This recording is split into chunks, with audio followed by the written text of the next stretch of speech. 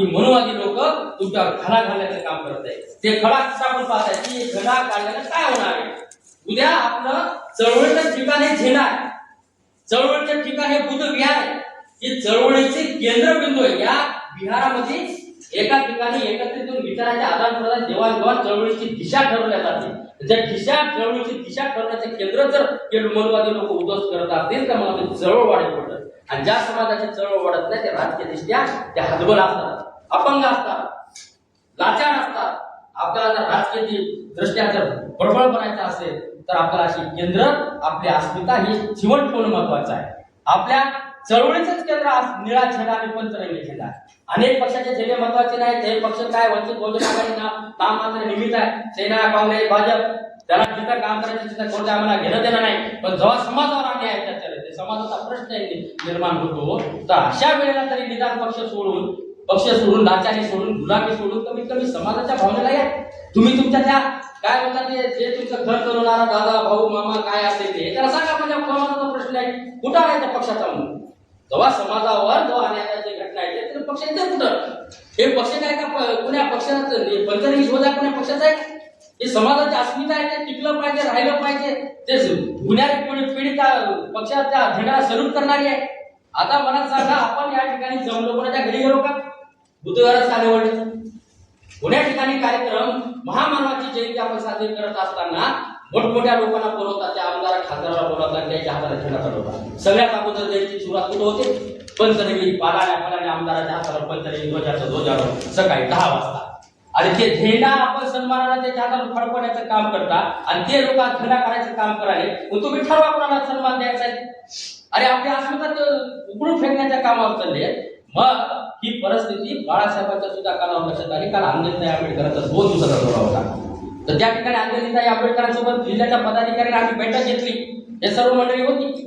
त्यांनी पाहिलं परंतु ती जिल्ह्याची पदाधिकाऱ्यांची बैठक असल्यामुळे ते कोणाला प्रवेश नव्हता. मग त्या ठिकाणी या डोळ्याचा गांभीर्य जिल्हाध्यक्षाने सांगितलं की हे काही अगोदरचे काही 4-5 लोक मॅनेज झाले, पैसे खाल्ले, पैसे घेतले, घरी बसले असा संदेश माहिती पसरवण्यात आली की हे प्रकरण मॅनेज आहे. पण जेव्हा अंजनीताई आंबेडकरांना आम्ही सांगितलं ते झाले असतील, भाड खाऊ असतील, त्यांनी घेतले असतील, परंतु जे स्वाभिमानीचे कार्यकर्ते आता रस्त्यावर उतरले हातात जे आंदोलन घेतलंय ते आंदोलन हे भिकाऊ नाहीये, ते स्वाभिमानी आहे. पटवून सांगितलं, परिस्थितीची जाण करून सांगितली. तेव्हा त्यांना कळाला आणि लगेच सोशल मीडियावर त्यांनी व्हिडिओ व्हायरल केला. या मोर्चामध्ये सगळ्या समाज बांधवांनी, वंचित बहुजन आघाडीच्या प्रत्येक कार्यकर्त्यांनी या मोर्चामध्ये सहभागी झाले पाहिजे असं आव्हान होतं. आता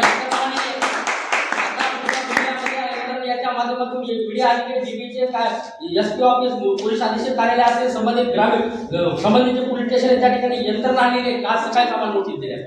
आम्हाला कुठून नोटीस दिल्या मोठा काम करणार नाही, आचारसंहिता घेऊन नका. आचारसंहिता न्यायचा 18 तारखेला आचारसंहिता संपाली, मतदान झालं संपला विषय. कशाची आचारसंहिता म्हणजे मोर्चासाठी आचारसंहिता वाढवायची काय म्हणजे आंदोलन करू नये आम्ही, आमचे आंदोलन घडवले पाहिजे ही त्यांची भूमिका आहे. परंतु मित्रहो कसल्याच अशा या बळीला आम्ही अशा या धमक्यांना आम्ही बळी पडणार नाही. कार्यकर्ते आम्ही आजचे नाही. अनेक यशस्वी झाले, अनेक आंदोलन पाहिले आम्ही, पण त्या गोष्टी आम्ही थांबवणार नाही. परंतु लाखोच्या संख्येने, हजारोच्या संख्येने या लोहा नगरीतून कार्यकर्ते, युवा कार्यकर्ते आले पाहिजे आणि मोर्चा यशस्वी झाला पाहिजे. तरच आपली या लोहा नगरीची आणि गंधार नगरीची शान राहणार आहे. या प्रस्थापिताला दाखवून द्या, आपण दाखवून द्या की आम्ही भीमसैनिक आहोत.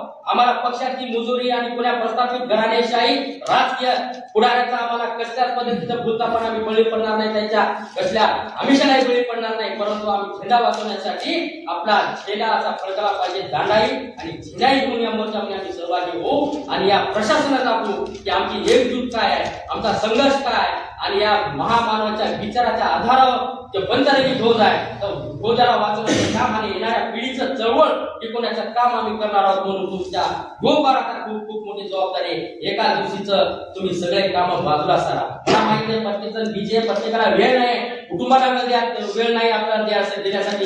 हे मंडळी सगळे आम्ही सकाळ संध्याकाळ या गोवा गंधारमध्ये फिरत आहोत. आम्ही तसं तर नांदेड दक्षिणचे, परंतु हे मुद्दा इथल्या स्थानिकच्या कार्यकर्त्यांनी उचलायला पाहिजे होता, इथल्या कार्यकर्त्यांनी हातात मुद्दा घ्यायला पाहिजे होता. पण दुःख त्या गोष्टीचं, परंतु आम्हाला त्या ठिकाणावर येऊन आज आंध्रा बॉर्डर वरून माणूस आज बिलोलीहून 150-200 किलोमीटर आपल्या ठिकाणी 6-7 या डोक्यामध्ये येत असते. याची तळमळ बघा. ओबीसीचा नेतृत्व आहे, ओबीसीचा शंकर माझा त्याला काय गरज असते, हा नाही झाला संपला विषय, पण कशाला उचलला असते. ही आपली नैतिक जबाबदारी होती, परंतु आता ती नैतिक जबाबदारी जरी तुम्ही उशिरा का होईना पण चळवळीत आलात, उशिरा का होईना ह्या मोर्चामध्ये या संघटनेमध्ये आलात, त्याबद्दल सर्वांचं अभिनंदन करतो आणि आपण मोठ्या संख्येने युवकांनी या मोर्चामध्ये सहभागी व्हावं एवढंच आवाहन करतो. धन्यवाद.